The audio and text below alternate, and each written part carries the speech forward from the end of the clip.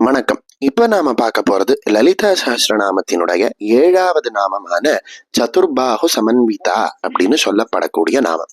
இந்த நாமத்தை எப்படி உச்சரிக்கணும் அப்படின்னு பார்க்கலாமா?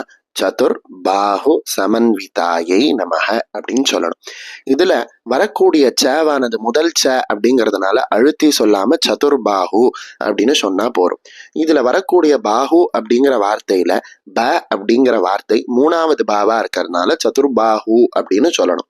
மொத்தமாக அர்ச்சனையாக செய்யும் பொழுது சதுர்பாஹு சமன்விதாயை நமக அப்படின்னு சொல்லி நாம அர்ச்சனை பண்ணணும். சரி, இப்ப வரீங்களா, இந்த நாமத்தினுடைய தேர்ந்த பொருளை நாம பார்க்கலாம். நம்ம எல்லாருக்கும் மனதுல ஒரு கேள்வி இருக்கும். இந்து மதத்துல மட்டும் ஏன் கடவுள்களுக்கு பல பல தலைகள், பல பல கைகள், பல பல விதமான கால்கள்னு சொல்லியிருக்காங்க?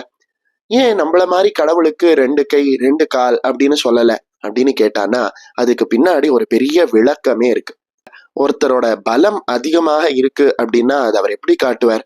கையால ஒரு பொருளை, பாரமாக இருக்கக்கூடிய பொருளை கையால தூக்கிறதுனாலையும், பாரமாக இருக்கக்கூடிய ஒரு பொருளை காலால எட்டி உதைக்கிறதுனாலையும், நிறைய தூரம் நடக்கிறதுனாலையும், நிறைய தூரம் ஓடுறதுனாலையும் இப்படித்தானே அந்த மனிதர் தன்னுடைய பலத்தை காட்டுறார். அந்த விதத்துல பார்க்கும் பொழுது மனிதனினுடைய பலத்தை குறிக்கக்கூடியது எது அப்படின்னு கேட்டான்னா அவனினுடைய கைகளும் கால்களும். அவனோட பலத்தை காட்டுவதற்கு கைகளையும் கால்களையும் தான் பயன்படுத்துறான்.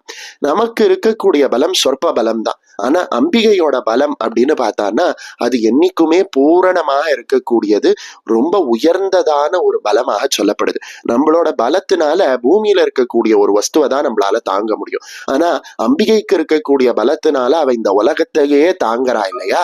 அவளோட பலமானது பறந்து விரிந்திருக்கக்கூடிய இந்த உலகத்தையே தாங்கக்கூடிய அளவுக்கு சக்தி வாய்ந்ததாக இருக்கு. அதனாலதான் அம்பிகைக்கு பலவிதமான எண்ணிக்கைகள்ல கை சொல்லப்படுது. அதுவும் குறிப்பா இந்த லலிதா சஹஸ்ரநாமத்துல சொல்லப்படக்கூடிய லலிதாம்பிகைக்கு 4 கைகள் சொல்லப்படுது. ஏன் அப்படின்னா இந்த அம்பிகையினுடைய 4 கைகள் எதை குறிக்குது அப்படின்னா